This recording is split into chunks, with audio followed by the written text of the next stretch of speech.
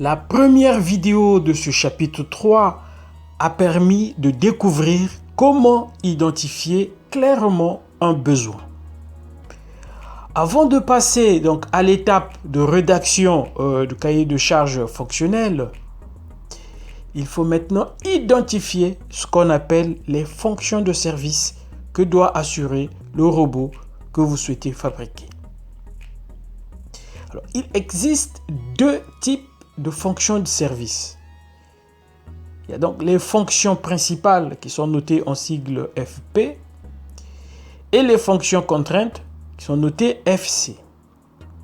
Alors, dans cette vidéo, il sera donc question de vous faire découvrir comment identifier les fonctions de service de votre robot.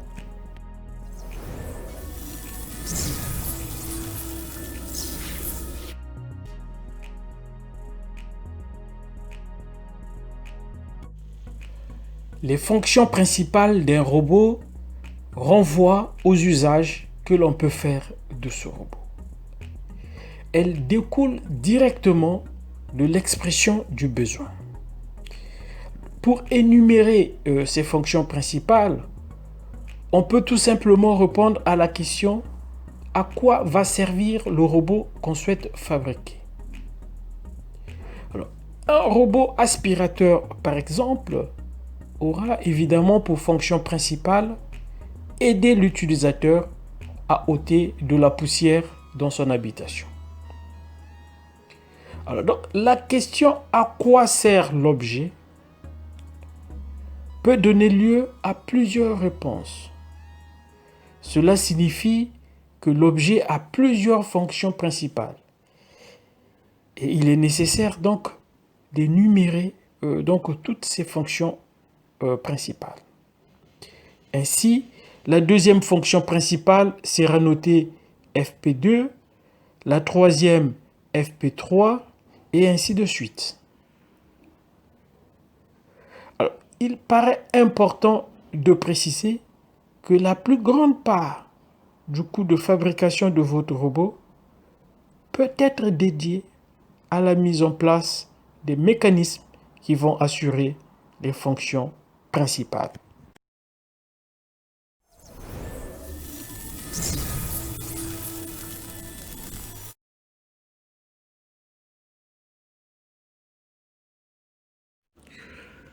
Une fois vous avez identifié les fonctions principales de votre robot, la prochaine étape consiste à énumérer les conditions qui seront liées à son fonctionnement et à son aspect physique.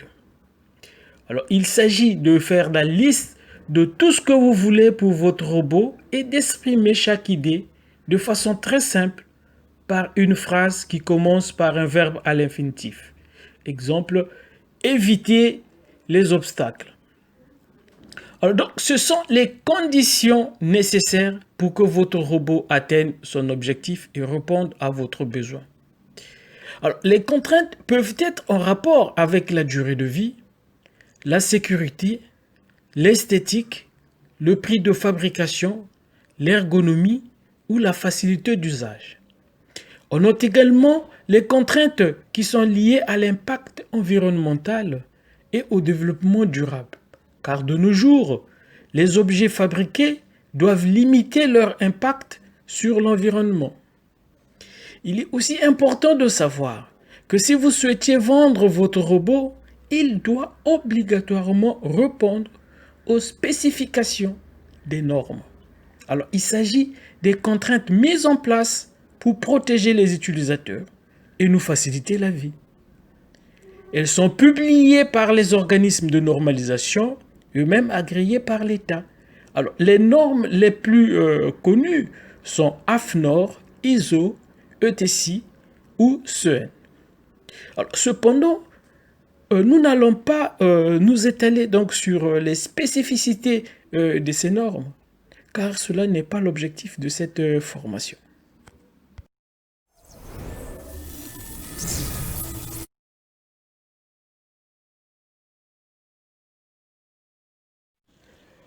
Pour lister donc les contraintes que doit respecter votre robot, vous pouvez procéder en 3 étapes en utilisant un diagramme des interacteurs, encore appelé pieuvre.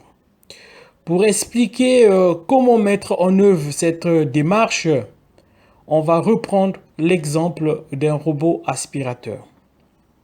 Alors dans un premier temps, il est nécessaire donc de représenter succinctement donc ce robot tel qu'on le voit sur l'écran.